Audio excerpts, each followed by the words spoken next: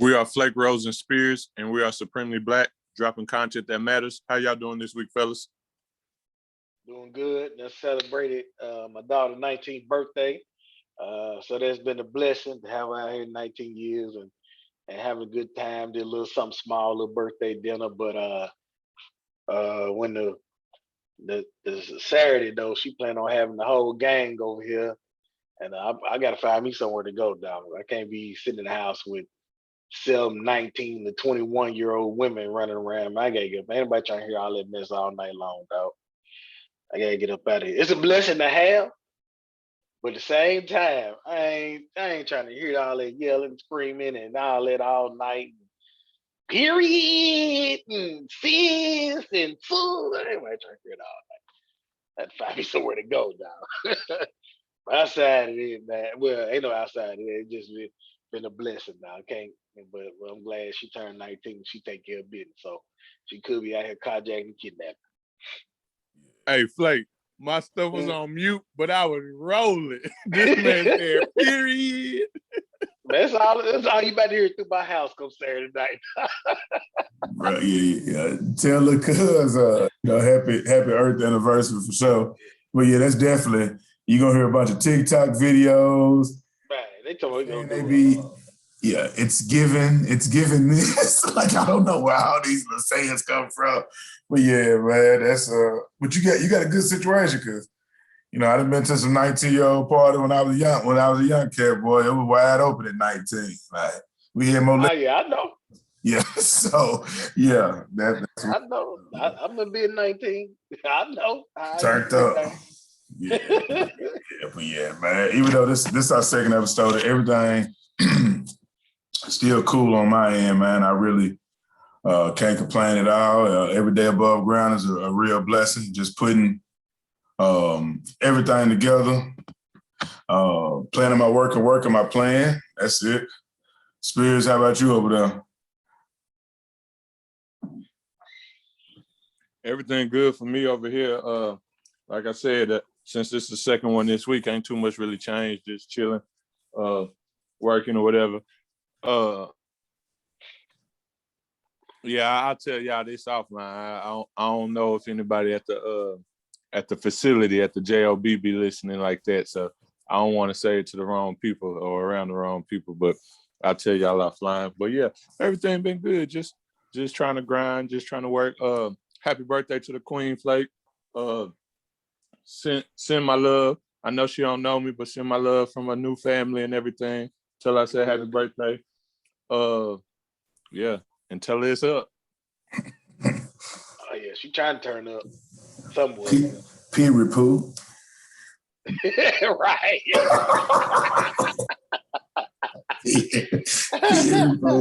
Well, yeah, man. So basically what we're going to do, we're going to get into just a few little discussions. I know, Flake, what was one of the ones that you said that you want to touch bases on? What Black Twitter and Black Instagram is on right now is the boy, as my grandmama call him, Joe O. Biden.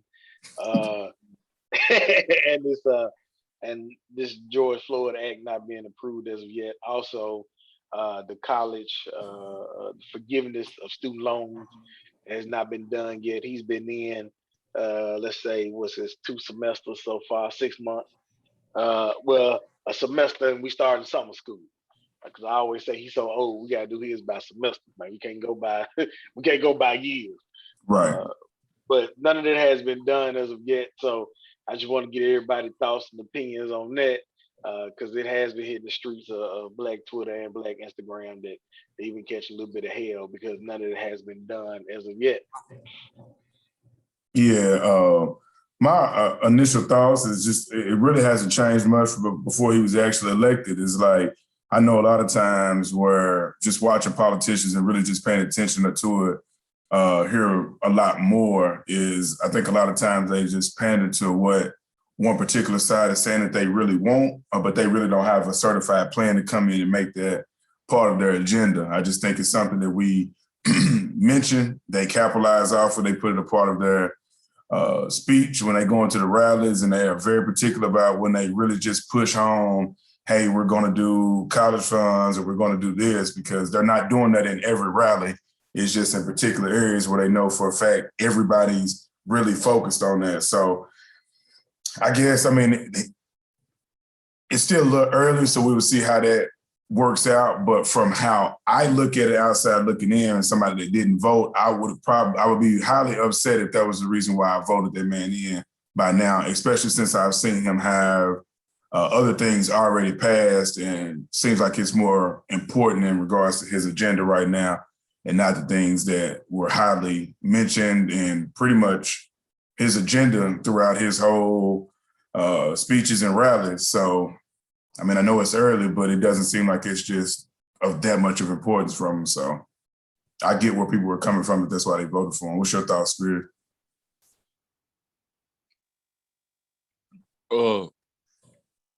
I'm in agreement with both of y'all. However, I'm not gonna give him the benefit of the doubt as much as y'all are with it's been a semester in summer school or 6 months or however you want to look at it, because his rallying cry to getting in office was on the backs of blacks. He got into office and Miss Harris got into the office on the backs of blacks. So therefore, because it was because of us, something in your first semester and beginning of summer school, 6 months, 100 days, whatever, you should have done something in the decree that you went on to say, this is what I'm going to do for y'all. Because at this point, these was deliberate asks from the majority black coalition or whatever, even though we really don't have one. But, you know, the majority black leaders who were speaking for us, whether it been entertainment leaders or whether it been political leaders, such as like, you know, the Angela Rise and, you know, people of that sort, the Van Lathams and stuff like that. These were things that we was demanding. And he said, or they said that they would give it to us and support us. And for us not to have nothing, I just can't give you the benefit of the doubt that easily. Now, I do know it's early, but I need to see more. I need to see more effort. And then when I'm listening to certain podcasts and I'm watching certain news networks and I'm seeing that he is accommodating Republicans to try to get some bipartisan things passed and done, or to try to get them to come on board with his policies or certain things or whatnot, and they're telling him, okay, well, give us this and we'll do it. But then when he grants them the ask that they say that they want, they still not giving them, they still not playing fair ball. They're not playing the game right. And then he's still trying to get them to come on and say, well, I'll give you more, I'll do this. When we really don't need their help. Do what you said you was gonna do, stand on what you said you was gonna stand on, and it's just that simple. Stop all that fuck shit, stop all that fanboy stuff, or I need you to help me. Nah, just do what you say you're gonna do. And if you get opposition, you get some opposition, but keep fighting it tooth and nail until you either accomplish it or until the world sees the ops for who they are. And therefore can't nobody blame you or say, oh, you didn't try this or you didn't do enough, because history will be written that despite all else, you tried to stand on what you said that you was going to do for the people, for the country, and the other party just opposed you and wouldn't allow things to happen just because of how they rock. And so that's not something that we can really hold you responsible for. So, yeah, I just can't give them the benefit of the doubt.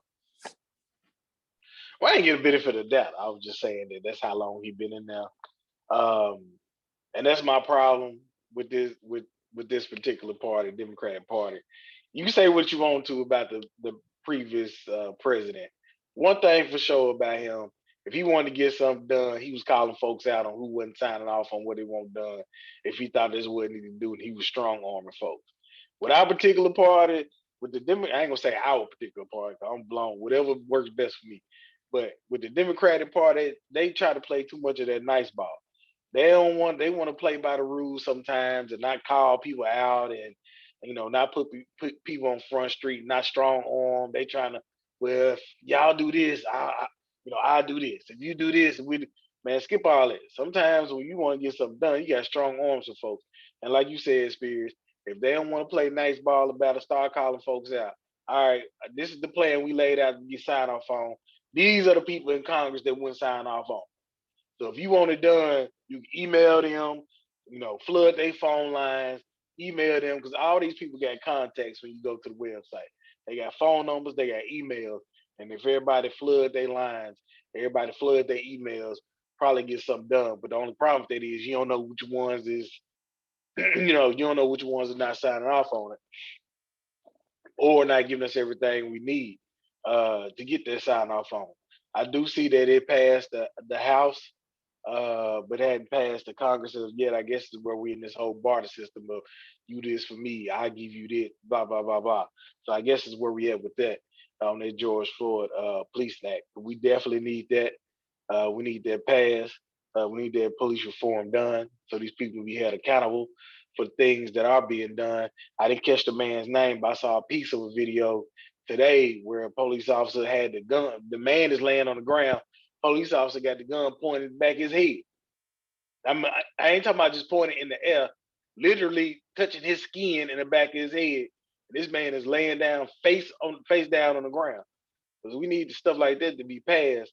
So, because we gotta have somebody police the police have these people responsible. The only thing I hate about it is the fact that when we do have these investigations, is the police investigating the police, which don't seem right, you know. So he need to come on with it. He need to get it done. They did a little bit, they did sign off a little something about the protection for the agents. That was something that, recently, well, there's been violence against agents for time and time again, but this just been a hot subject here recently, and they was able to get that done fairly quick. I don't understand. As Black people, we've been in this country since the beginning of this country and before the beginning of this country. If you really want to go back in history, what they call the Native Americans that was here, Black people been traveling back and forth from East Africa to America for years on top of years on top of years. So, and we ain't never gave our credit. They pretty much did us and the indigenous people, the Indian Native Americans, the Indian, who they call the Indians, who are not really Indian, been doing it wrong, and Black people wrong for forever and a day. So we built this joint for free. We need our rights. We need stuff signed on. We need our protection, and we need to be taken care of. We pay taxes like everybody else, so we should get that same rights as everybody else. Also, I understand with the forgiveness of student loans, it's gonna take a little while to get everybody on board on that, which is something that a lot of people need. So that'd be helpful as well. He did do a little bit during this pandemic of putting them on hold for those who couldn't afford to continue to pay them. Interest rates still going up though, but at least it won't mess your credit up. You out here trying to purchase some things that you might need, like a car, a house, or something like that. I wasn't expecting that to be signed off on within the first year because I knew it was going to take a minute to get everybody else on board. Because at one point in time, Bernie Sanders was the only person speaking of that, and they kind of shunned everybody kind of shunned Bernie Sanders on that. So I knew that was going to be a fight tooth and nail. But this George Floyd Police Act, it ain't no excuse for that not to be signed off on. And don't just sign off on it to make us happy with some BS. Make sure everything is correct and right that we need in there. So if you don't take this much time, when it is approved, we need everything that we ask for to be in there. Everything to be perfect and precise like we need it. Just don't send us no little half-ass bullshit bill out here. Yeah, and I'm following you on that. Here, my thing is that, like, as you know, as we kind of looked at, because I didn't want to overreact or just come across as I'm spewing hate that any particular group could be harmed or, targeted. But it's just like a few key words as I was like reading the article was like all the hate hides in plain sight that was stated by Joe Biden. And, and all the lawmakers were pretty much, and activists were, there was a huge push to get this bill passed. And, Kamala Harris had mentioned herself that this brings us one step closer to stopping hate, not just against Asian Americans, but for all Americans. But, how I look at it is, like you were saying, it's been years where Black people have been targeted, and I'm pretty sure that there's been activists and a push for it, but I'm not of the acceptance of why they made it so quick to just push behind that, because I feel like it's just something cool to do. And then what really got it going was that the Asian Democrats felt that there was a lack of representation from them on the highest level, and that bill was passed pretty quick.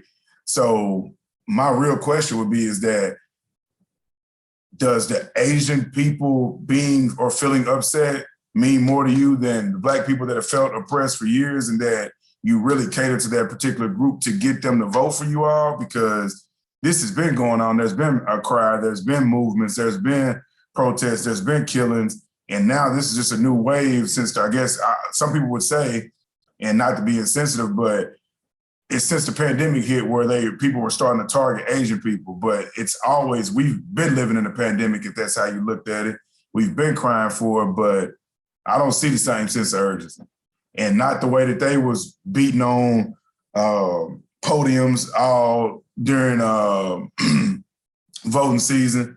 For you just to come in and pass a bill like that, I could definitely see where people are coming from, especially some of our elders. Like, what? Like, nah, that was a complete smack in the face. Like, you pass this bill immediately as if that we haven't been getting harmed or received worse than them for years, hundreds of years. Like, stop it, bro. Like, that's a complete smack in the face. I ain't no other way around that. And you can't just tell me, oh, this is one step closer to stopping hate for everybody. Well, let's hit the elephant in the room first, and then you start talking to some of the newer groups that are starting to get targeted. But yeah, that's just my thoughts on that. I think they kind of ice skated their way on around of catering to the group that they know for a fact may be lining them pockets a little bit more than we will. I mean, needless to say. What's your thoughts on it, Spears? Or take, rather. Well, a white man love them good Asian women though, so they had to protect them Asian women. The old white men love them Asian woman, boy. I mean, this is being funny, but it's serious at the same time. Yeah. But no, I'm not saying that anybody should be discriminated or hated on, but it just, like Spears was saying, when you were saying when you get in the office due to the back of Black folks, it's kind of a slap in the face when you don't look out for us first. We should have been first on the menu. Yeah, it's like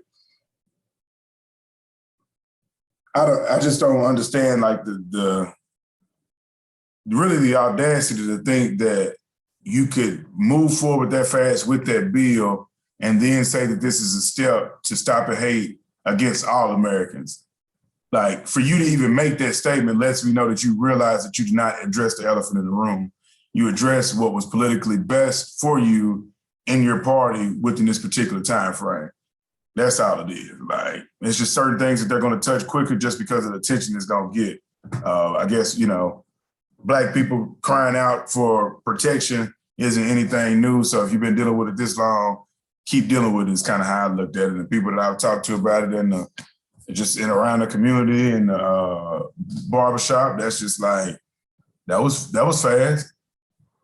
You know what I'm saying? Like, okay, whatever they did, we need to get that same bill typed up and put African American or however you label yourself, the original indigenous people, like however we need to do it.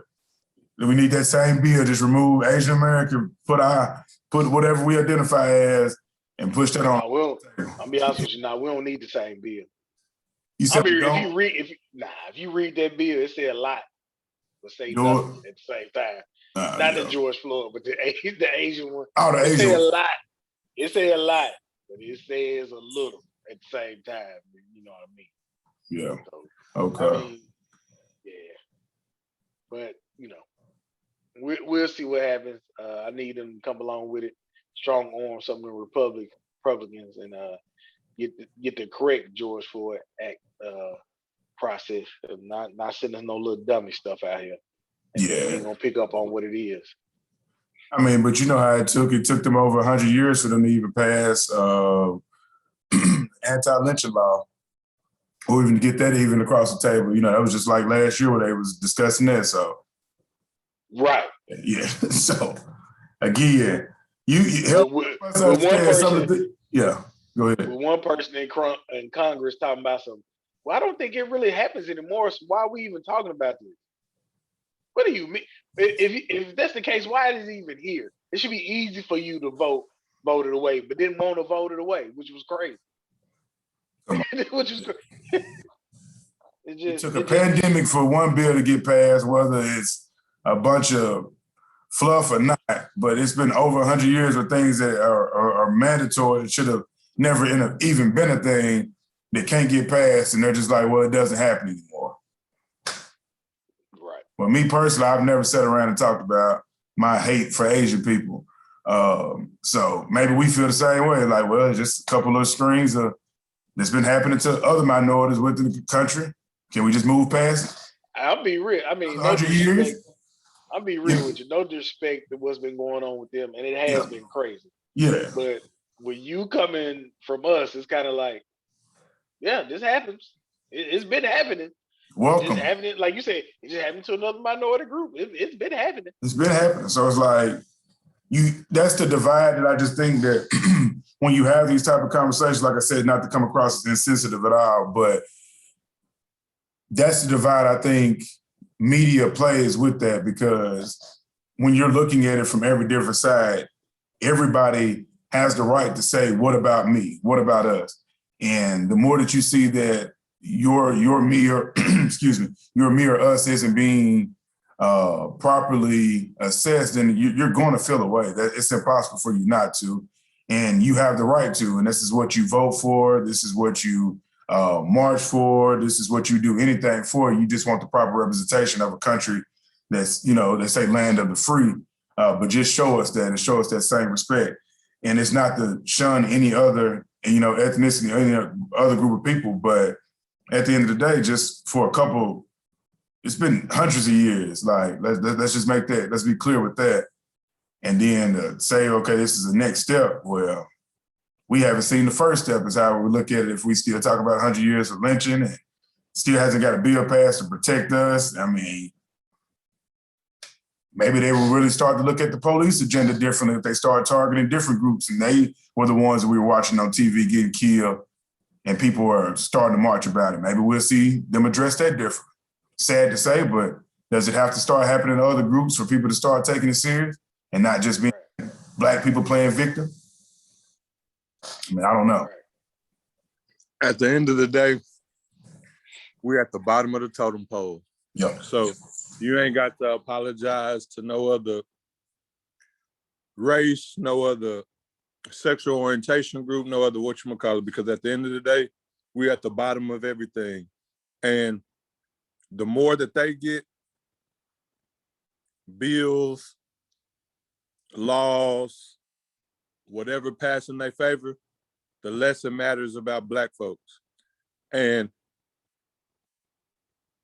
that's a sad thing, because a lot of the things that are passed in certain people's favors, not excluding Asians, because Asians ain't Black, but like with the LGBTQ plus, and there's something else now, but I don't know the extra pronouns or letters or whatever, but there's something else that they added to it. But a lot of them come from the Black community, but it's like the more that they get, that community, they get their justices and their rights, the less that they forget about the color of their skin at the end of the day.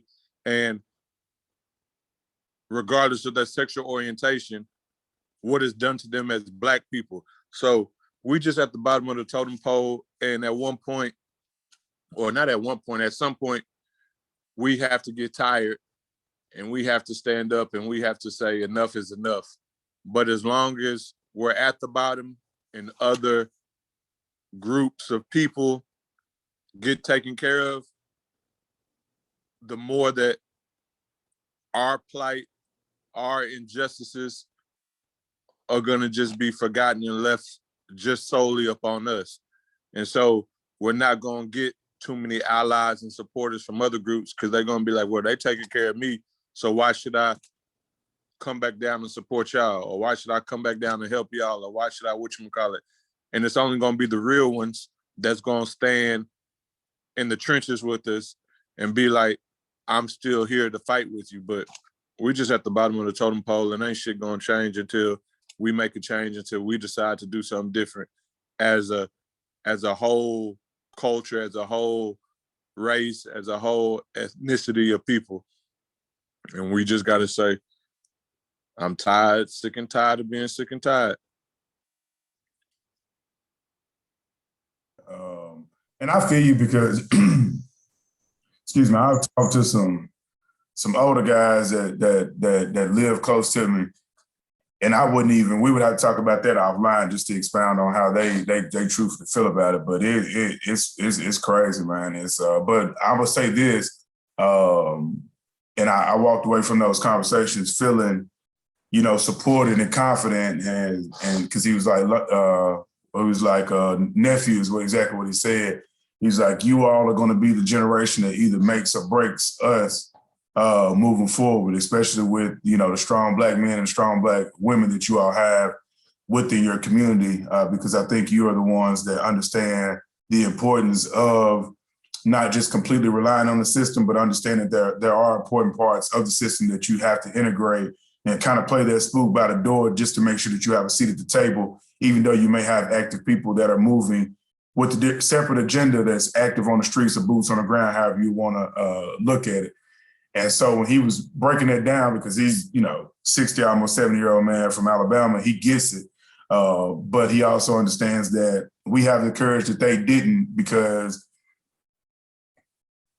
internet, our just fearlessness gives us a different power. But he said the biggest thing is that, to your point, is that when other groups are actually protected and covered, it doesn't really give me any incentive to make myself a part of your fight because I'm protected in a sense in a different way. And he said that's the only issue, is that it'll kind of go back to the old school way of looking at it, is, the people that make it out the hood never come back to help the people that's in the hood type of mindset. And he was like, he thinks that crab in the bucket mentality could be the only downside, which has been his things for years. But he's like, the mindset, the eagerness, the ability to actually make change, he has a lot of confidence. But for those people that may already feel protected or have their crab in the bucket, he said, now that could hinder us. But at the same time, he feels that it's more of us that want to create our own than just to be a part of a system. So that was kind of when he talked to me about it, I kind of felt different, because I don't think I've actually really heard that, because they criticize our generation so much, but I think now it's starting to be appreciated, especially with, the new push on, we at some point we have to realize that we're eventually going to be those elders within our communities. And I think they like where it's at, but it's also just a scary time as it develops.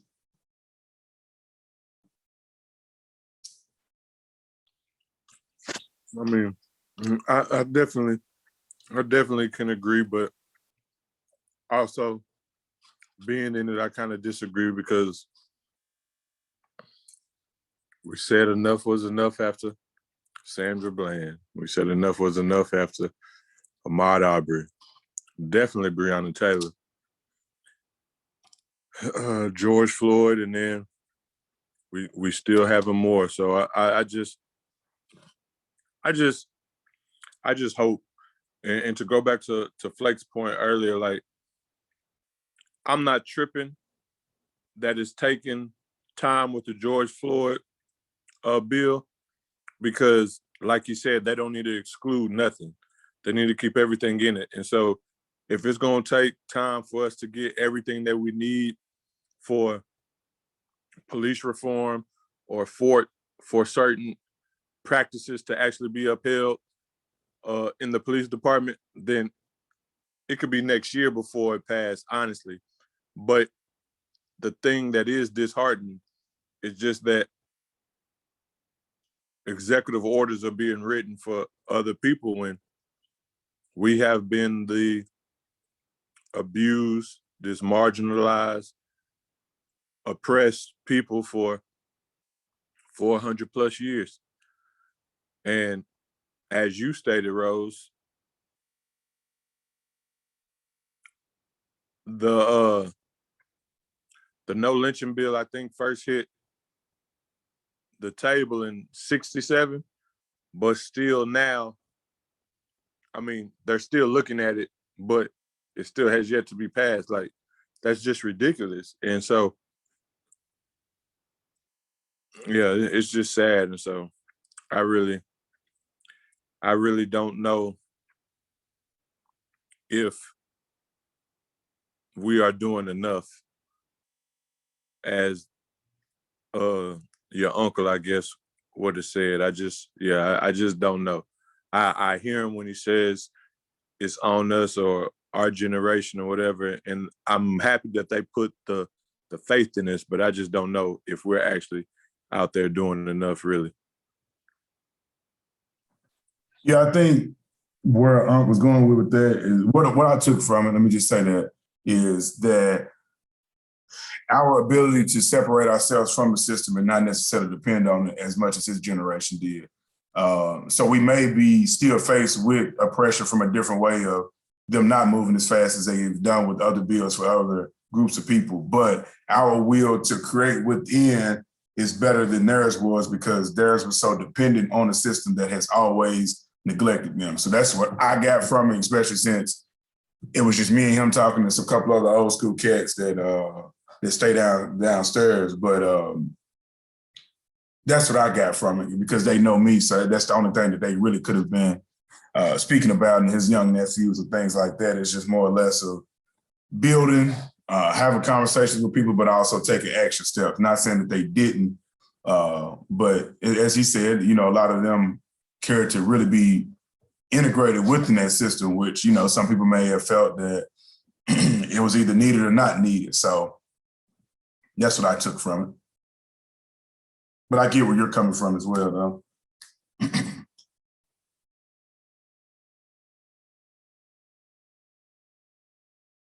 Yeah. But did you all have any other topics? Anything y'all want to discuss on? Spirits got me hungry over there smashing them chips, man. Yeah. I just had some fajitas. Now I'm eating the chips. So, yeah. Yeah. But anything else that you all want to touch bases on with those topics or want to go ahead and wrap it on up? That was it for me. I just wanted to discuss that and get everybody's opinion and feelings on that, since that was a hot topic here lately, this week. I know we won't cover it on this episode. We might have to get in there and speak about Mama's cooking too, because Kwame Brown been on one lately. I just he's been on the terror. Yeah, so He's still going. Yeah, he's still hot with it. Yeah, he had a couple of things. I said I'm about to look into that and see what's going on. He had an episode where he had a podcast with he brought Joe Brown on there, and I got to go and watch. Oh yeah. Yeah, people say that was actually a good one, and that they have a lot of respect for Joe Brown. So I said I'm gonna have to. Man, let me tell you something about Judge Joe Brown. Judge Joe Brown said a lot of stuff, but I don't even know if really be believing Judge Joe Brown.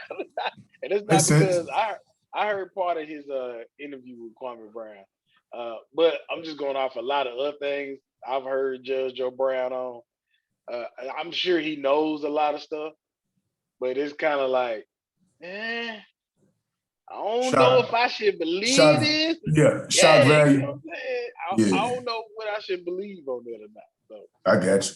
Yeah, I'm just gonna tap into it and see what I get from it and compare how it what they always say is see if it ages well, because a lot of times people get out here and just get to spewing out and talking and forget what you said just a year or two ago, and if they don't age well, it's like, okay, now I see. Either you got a completely different opinion, you're gonna have to explain that.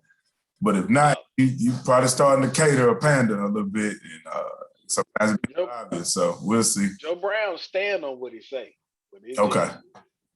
Is it? I mean, he stand on what he say, but it's just like, What throwing a little sauce on it.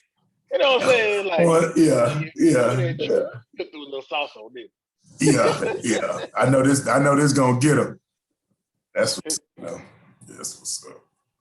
I know the judge, but I really don't follow him too much, so I don't know. I know he used to say some wild things sometimes on his show, but I ain't never seen nothing outside of that. And the only reason why I know about his show is because my pops used to watch all them, or probably still does, but when I used to live at home, my pops used to watch all of them judge shows. So Judge Judy, Judge Mathis, Judge Joe Brown, what's the one that do divorce stuff? The divorce court, the black lady. Yeah, I know you're talking about, but I don't know her name.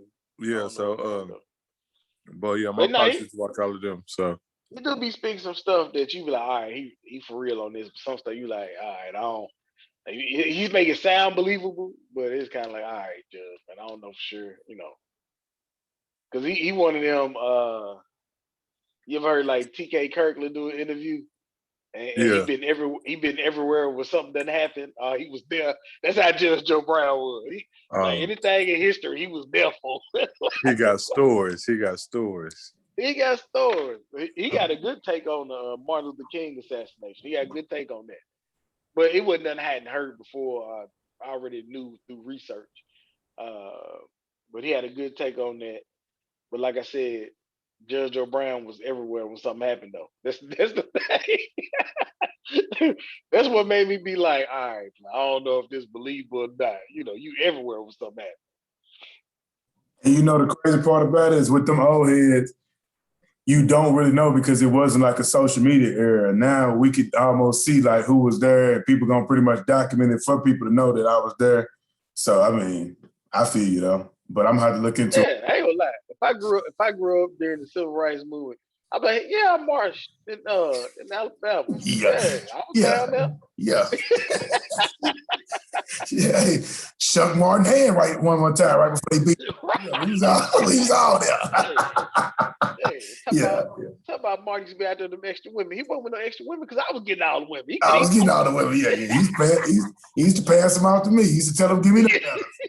Yeah, boy, I have a hell of a story for him. Uncle hell, boy. Yeah, boy, we used to have what boy, mama hell, boy.